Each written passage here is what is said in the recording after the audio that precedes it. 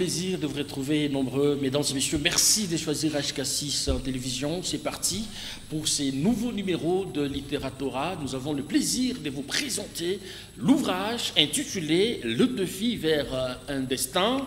L'auteur est avec moi sur ces plateaux. Il s'agit de Arsène Baba Kitoto, à qui nous disons bonjour et bienvenue. Bonjour, monsieur Christian Mouchampa. Merci beaucoup. Merci à vous. Vous êtes un licencié en sciences de l'information et de la communication, journalisme à l'université de Lubumbashi.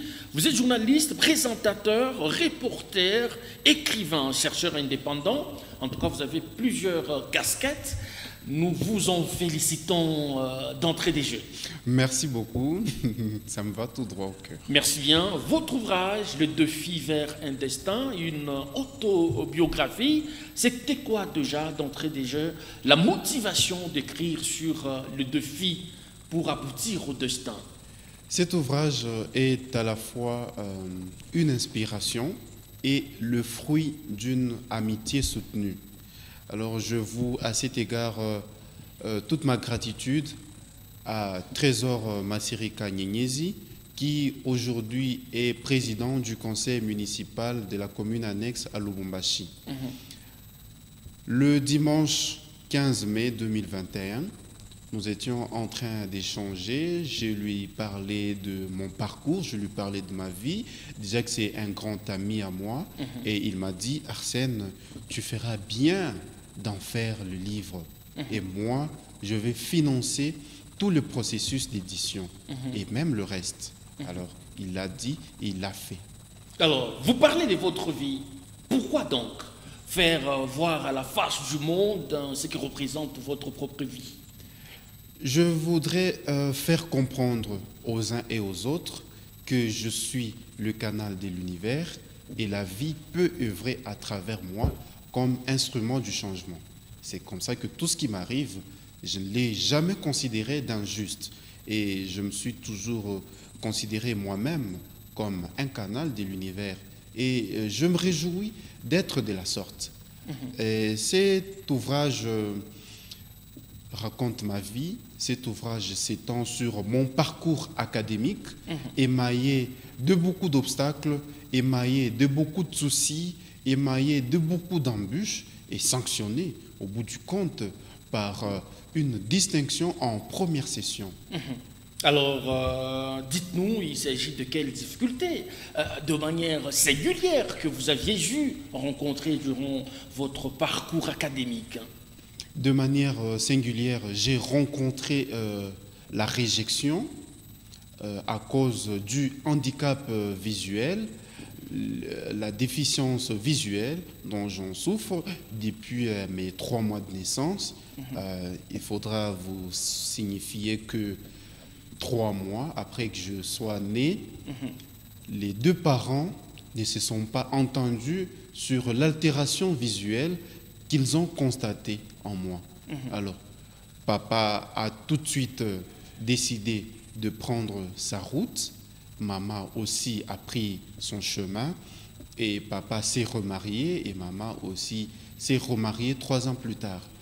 Et puisque les 2 familles cherchaient à savoir les causes, elles ne se sont pas entendues sur cet aspect-là. La famille de papa qui dit non, chez nous, on n'a jamais connu pareille situation. La famille de maman aussi qui se dit chez nous, on n'a non plus connu pareille situation. Donc, à la recherche des explications, bon, je suis parti, je suis resté avec maman, avec qui j'ai grandi, avec qui j'ai vraiment eu des beaux jours. Ok. Alors, ces refus prenaient forme en telle enseigne que les parents ne pouvaient plus se supporter. Exactement, oui, les parents n'ont pas su se supporter, puisque une fois que papa et maman ont constaté l'altération visuelle, déjà que je suis le fils aîné, ça a été une pilule amère. Papa est parti refaire sa vie. Maman aussi a attendu 3 ans plus tard pour refaire sa vie. Alors, même alors, je suis le seul que ce soit du côté papa, que ce soit du côté maman, à souffrir d'une altération visuelle. En tout cas, depuis ma naissance, je suis le seul et personne d'autre dans la famille n'en a souffert. Alors, comment vous êtes parvenu pratiquement à transcender toutes les étapes au-delà des difficultés que vous présentez sur ces plateaux, difficultés qui du reste demeurent dans le passé? Je suis parvenu à les transcender par l'acceptation de soi. Je me dis, c'est ma vie et je dois l'accepter en tant que telle. Vous savez, Monsieur Christian Mouchampa, la vie est votre propre reflet. Donc, si vous prenez la mentalité des victimes, vous serez victimisé. Et si vous prenez la mentalité des héros, vous serez héros dans tout ce que vous faites. Et vous serez une admiration pour plus d'un. Alors, ici, vous parlez beaucoup plus de votre parcours académique, le défi vers un destin. Comment cela est arrivé pour que vous puissiez faire l'université et en sortir tête haute? 3 ans après ma naissance, maman s'est remariée. Et puis, en 2003, à ce moment-là, j'avais 4 ans. Je suis né en 98, donc j'avais 4 ans, 5 ans. J'ai commencé les études maternelles, comme on les a toujours appelées. Et à l'occasion d'une cérémonie des récitals, il y a une sœur qui m'a repéré, des Carmélites de Saint-Joseph, la sœur Marie-Hélène Gérold. Elle a dit tout de suite à maman que moi, je vais assurer les études de ton enfant. Et la sœur Marie-Hélène a commencé par assurer mon opération oculaire aux cliniques universitaires. Et puis, elle a pris sous sa charge toutes mes études, en commençant par la première primaire jusqu'en 6e des humanités. Waouh! C'était une action de grande envergure. Oui, une action de grande envergure. Et je l'ai toujours considérée comme mon héroïne personnelle. Je me dis, si jamais je n'avais fait sa rencontre, qui serais-je? Si jamais elle ne m'avait jamais repéré, qui serais-je? Et à partir de 2011, elle est partie en Terre Sainte, en Israël. Elle n'avait eu de cesse d'assurer mes études. Il suffisait juste que je lui fasse un mail, que je lui présente tout mon état de besoin et tout de suite, elle m'envoyait le fonds. Donc la sœur Marie-Hélène, c'est une personne qui est beaucoup pour moi. Elle représente beaucoup pour moi. Alors, dans votre ouvrage, Le défi vers un destin, vous parlez également de votre père qui ne vous avait jamais accordé la chance de poursuivre avec vos études universitaires. Oui, mon papa ne m'a jamais accompagné dans mes études universitaires. Déjà qu'il a été sceptique en ce qui concerne la poursuite de mes études universitaires. Le 22 octobre 2017, je l'ai rencontré. Papa quittait Congolo, il venait s'installer ici, il était dans le processus d'ouvrir, de créer ses entreprises ici, il était dans le processus d'implanter ses entreprises ici. Alors je l'ai rencontré cet après-midi-là, je lui ai dit, papa, je voudrais devenir journaliste. Vous voyez, je viens de finir avec mes études humanitaires. Et maman n'a pas suffisamment de moyens. Vous-même, comme vous le savez, c'est la sœur Marie-Hélène qui a assuré les études antérieures. Et je voudrais que vous puissiez épauler maman, ma mère Mangaza Pascaline, puisqu'elle ne vend que les aubergines et les poivrons à la zone, le célèbre marché de la Kenya. Et papa me dit, Arsène, tu veux poursuivre les études universitaires pour devenir qui et pour faire quoi? Je lui dis, papa, je voudrais devenir journaliste, je voudrais présenter des journaux, je voudrais réaliser des reportages. Et papa qui me dit, mais Arsène, ne pense pas que, puisque tu parles français, tu vas prétendre devenir journaliste. Même le français là que tu parles peut s'apprendre en restant à la maison. Pour faire le journalisme, il faut voir, il faut écrire, il faut lire. Moi, jamais je n'ai vu un journaliste mâle ou non-voyant présenter le journal, ni moi-même écrire. Je lui ai dit, papa, si vous n'avez jamais vu quelqu'un de pareil, je serai le premier. Il me dit, Arsène, tu ferais mieux de me parler de tes soins oculaires. Ça, je serais prêt d'assurer, et non pas le journalisme. Je lui ai dit, papa, pouvez-vous me donner même un fonds, comme ça, que je me lance même dans la vente d'unités, pourvu que je parvienne à poursuivre mes études. Il a poursuivi me disant que, Arsène, est-ce qu'il t'est arrivé de vendre même les bonbons pour que tu te lances dans cette activité-là? Je lui ai dit, papa, tout a un début. Pourvu que j'étudie, je suis prêt à tout. En tout cas, c'est une question qui n'a pas fait l'unanimité, et ce jour-là, j'avais fondu en larmes.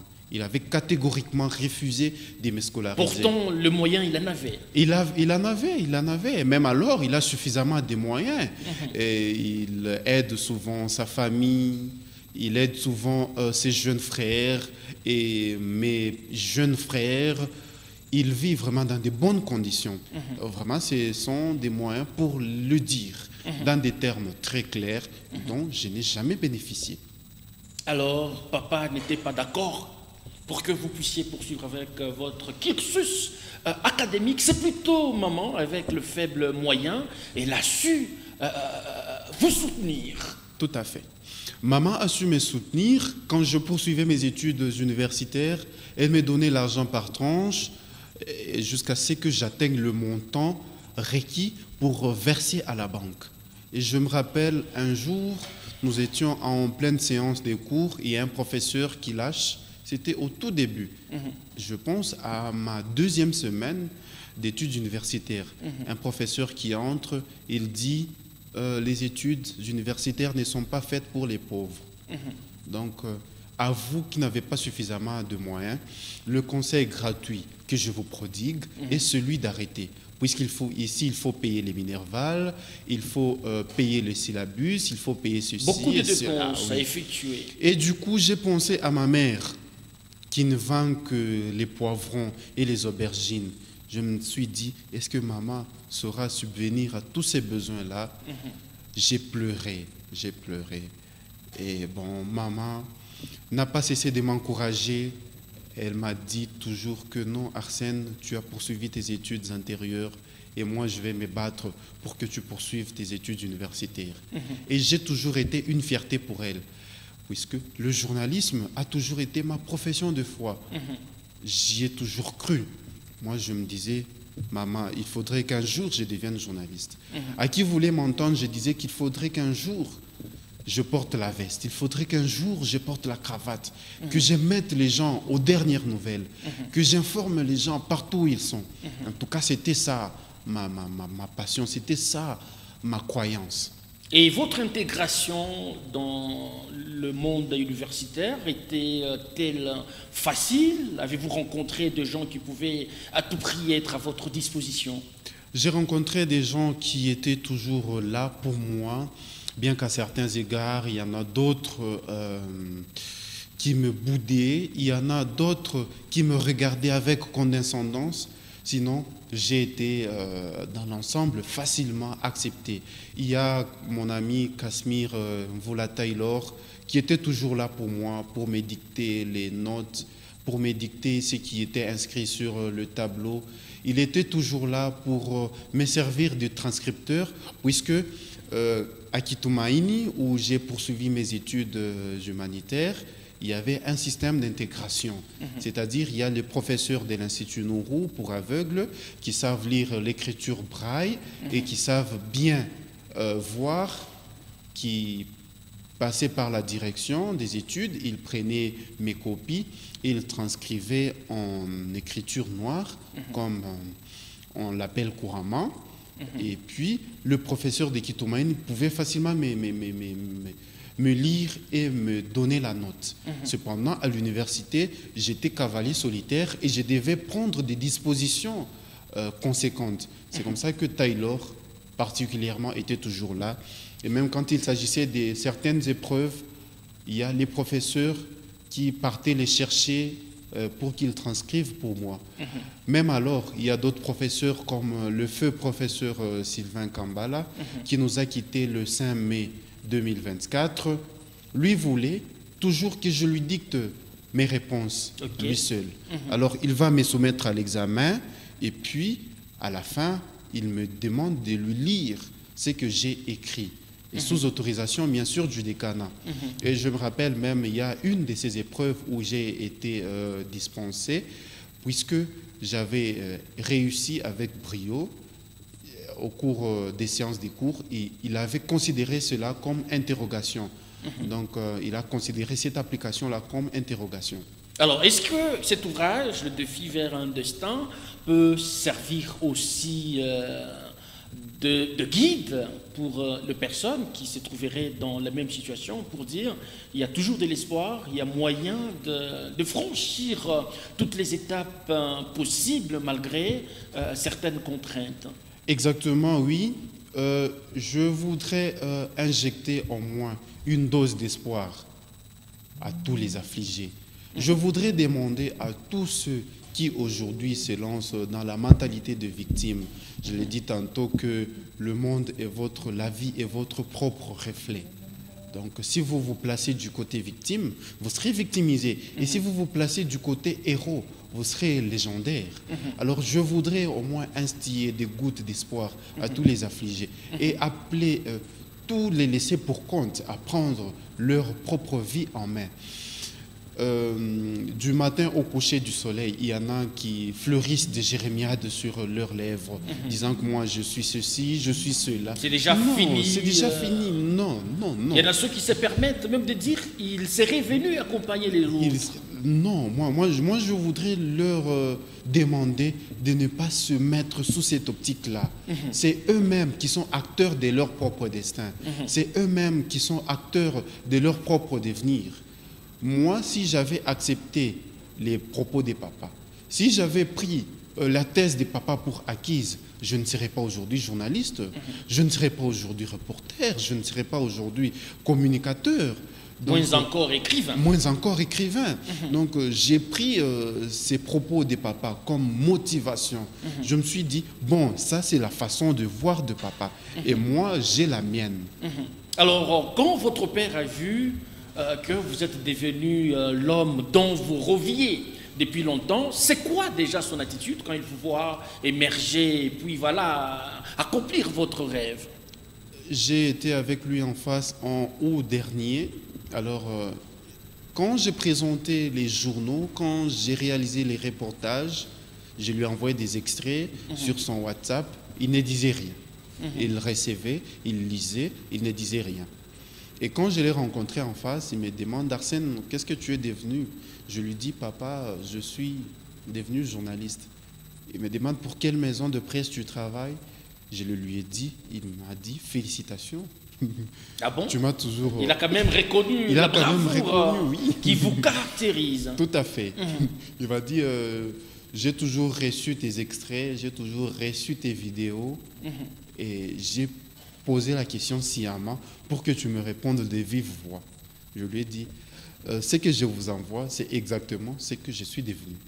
Donc, il n'y a pas de paradoxe. Alors, dites-nous, cher Arcel, cet ouvrage a-t-il une cible spécifique ou c'est ouvert à tout le monde? C'est ouvert à tout le monde, donc tout le monde peut se retrouver. Puisqu'il y en a qui mènent une vie décente que la mienne, il y en a qui mènent une vie pareille à la mienne, il y en a qui aussi mènent une vie plus que la mienne, c'est-à-dire des conditions un peu défavorables. Moi, je voudrais, dans tous les cas, les appeler à ne pas sombrer dans la léthargie. Je voudrais, dans tous les cas, les appeler à se placer du bon côté de l'histoire, puisque c'est nous-mêmes qui pouvons écrire notre histoire. Notre histoire ne sera jamais écrite par quelqu'un d'autre. C'est nous-mêmes qui l'écrivons. Alors, est-ce que vous avez une référence dans le domaine littéraire? Quelqu'un vous inspire-t-il? Et pour qui vous vouliez devenir pareil? J'ai toujours été inspiré par Alphonse de Lamartine. C'est comme ça que lorsque vous lisez Les défis vers un destin, vous constaterez qu'à certains égards, il y a des images. il y a des propos un peu imagés. J'ai toujours été inspiré par Lamartine, j'ai toujours été inspiré par Victor Hugo. En tout cas, en ce qui concerne le roman, c'est Victor Hugo. En ce qui concerne la poésie, c'est Lamartine. Et pourquoi écrivez-vous? J'écris pour injecter la dose d'espoir. J'écris pour transcender mes limites. J'écris aussi pour exprimer au moins ce que je ressens. Puisque moi, personnellement, j'ai toujours été nourri par l'idée des transmissions. Et je voudrais que ce que j'ai en moi ne reste pas qu'en moi. Je voudrais que même après mon passage, mon bref passage ici sous soleil, que ceux qui viendront après moi sachent qu'il y a quelqu'un qui a écrit, il y a quelqu'un qui nous a laissé des traces et nous pouvons nous-mêmes nous inspirer de ce qu'il a fait. Puisque si aujourd'hui nous parlons de Lamartine, nous parlons de nous parlons de Victor Hugo, nous parlons de Charles Baudelaire, c'est parce qu'ils ont considéré leur existence comme pas quelque chose de vain, mais ils ont considéré leur existence comme quelque chose qu'ils pouvaient capitaliser et le soumettre au profit de tout le monde. Alors, nous osons croire que cet ouvrage a déjà été parcouru par tierces personnes. C'est quoi déjà le critique formulé à l'endroit de cette œuvre de l'esprit? Beaucoup de gens me disent que à chaque fois qu'ils lisent cet ouvrage, ils ont la larme à l'œil. Alors, moi, je ne l'ai pas pourtant fait pour cela. Moi, je l'ai fait pour partager avec le monde mon expérience. Je l'ai fait puisque je suis le canal de l'univers. Je me disais que je voudrais qu'au travers de ma personne, que le monde ait un changement sur ce que tout être humain est capable de faire. Alors, il y en a qui, quand ils lisent, ils me disent qu'ils ont la larme à l'œil. Il y en a aussi, quand ils lisent, ils me disent que c'est un livre accrochant et que je suis courageux. Bon, sinon, je considère ma vie comme extraordinaire. Je vis dans ma propre peau et je m'accepte tel que je suis.